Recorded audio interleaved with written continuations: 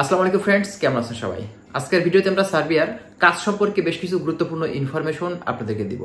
সার্বিয়াতে বর্তমানে সবথেকে বেশি কোন কাজগুলোর চাহিদা বেশি, কোন কাজগুলোতে এখন শ্রমিক তাদের প্রয়োজন, বাংলাদেশ থেকে আপনারা কোন কোন কাজের উপরে সার্বিয়াতে যেতে পারবেন, বাংলাদেশ থেকে যারা সার্বিয়াতে যায় সেখানে কি কি টাইপের কাজ আসলে মূলত তারা করে থাকে। আজকে আমরা কাজ সম্পর্কে বিস্তারিত কিছু ধারণা আপনাদেরকে দেব। অবশ্যই ভিডিওটি আপনারা স্কিপ না করে শেষ পর্যন্ত দেখবেন, তাহলে অনেক কিছু বিস্তারিত বিষয় কিন্তু কাজ সম্পর্কে আপনারা জানতে পারবেন। যারা সার্বিয়া সহ আপনার ইউরোপের অন্যান্য কান্ট্রিগুলো সম্পর্কে জানতে ইচ্ছুক, অবশ্যই আমাদের চ্যানেলটিকে সাবস্ক্রাইব করে রাখবেন। আমরা নেক্সট টাইমে যখনই ভিডিওগুলো আপলোড করব তখনই সাথে সাথে আপনাদের কাছে পৌঁছে যাবে। আর আপনারা যদি কিছু জানতে চান কমেন্ট করতে পারেন। তো যাই হোক, চলুন তাহলে কথা না বাড়িয়ে আমাদের যে মূল ভিডিও আমরা সেটা স্টার্ট করি। আচ্ছা, প্রথমত আপনাদেরকে বলি, সার্বিয়া কিন্তু ইউরোপের একটি দেশ, সেটা আমরা সবাই জানি। সার্বিয়াতে মূলত সব থেকে বেশি যে কাজের চাহিদা সেটা হচ্ছে বিল্ডিং কনস্ট্রাকশন সেক্টর। শুধুমাত্র সার্বিয়া না, আপনি ওয়ার্ল্ড ওয়াইড যে কান্ট্রির কথাই বলবেন না কেন, বিল্ডিং কনস্ট্রাকশন সাইডের কাজের চাহিদা কিন্তু সব থেকে বেশি। এখন বিল্ডিং কনস্ট্রাকশন সাইডের তো ভাই বিভিন্ন টাইপের কাজ হয়। এখন আপনি কোন টাইপের কাজ জানেন?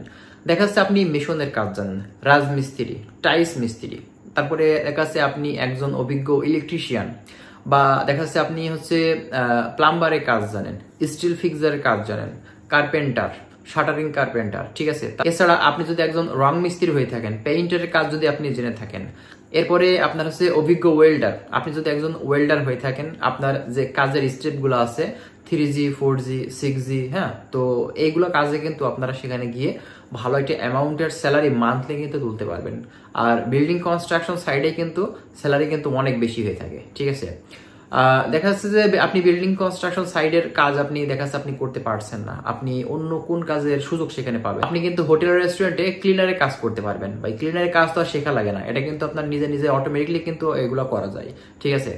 এছাড়া আপনি একজন শেফ হেল্পার হিসেবে কাজ করতে পারবেন। আপনি যদি স্মার্ট একজন ছেলে হয়ে থাকেন, শিক্ষিত ছেলে হয়ে থাকেন, ইংরেজিতে কথা বলতে পারেন, সেক্ষেত্রে কিন্তু আপনি হোটেল বা রেস্টুরেন্টে ওয়েটার হয়ে কিন্তু আপনি সেখানে কাজ করতে পারছেন, ঠিক আছে।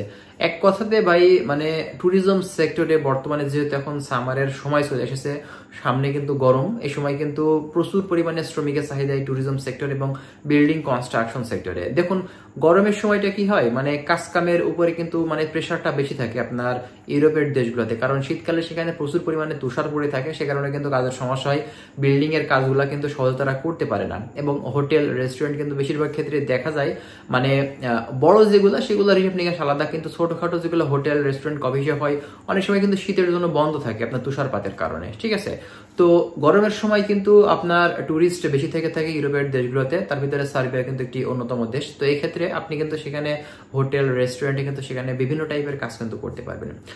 এছাড়া দেখা যাচ্ছে আপনি ফ্যাক্টরিতে কাজ করতে পারবেন। আপনি যদি গার্মেন্টস এর কাজ জেনে থাকেন, গার্মেন্টস এর বিভিন্ন টাইপের যে কাজগুলো হয়ে থাকে, আপনি গার্মেন্টসে কিন্তু সেখানে কাজের সুযোগ পাবেন।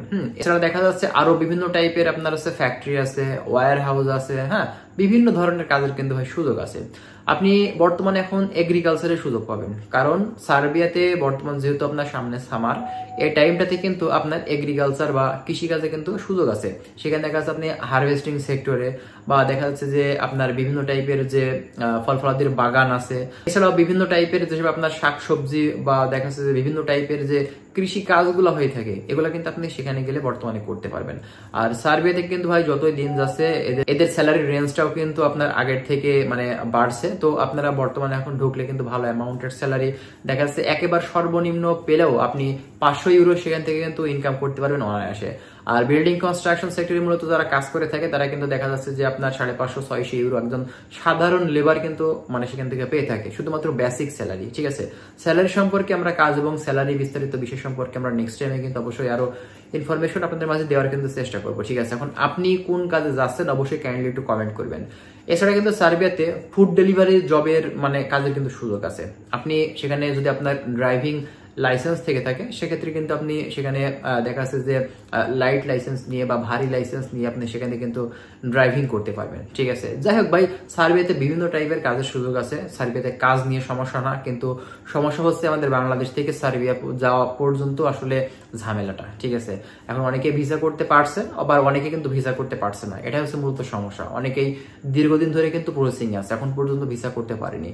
তো কথা হচ্ছে ভাই, দেখুন আসলে সবাই তো ভিসা পাবে না, সবাই তো আর ভাই যেতে পারবে না। এখানে হাতে গোনা হয়তো কিছু মানুষ যাচ্ছে, কিন্তু এজেন্সিরা যে পরিমাণে মানে হাইপটা তৈরি করছে সেটা দেখে কিন্তু আমরা হুমড়ি খেয়ে পড়ছি। কিন্তু কথা হচ্ছে ভাই, দেখুন যদি সঠিক ওয়েতে সঠিক মাধ্যম দিয়ে আপনি যদি ট্রাই করে থাকেন, তো অবশ্যই ইনশাল্লাহ হয়তো আপনি ইউরোপে ঢোকার কিন্তু সুযোগ পাবেন।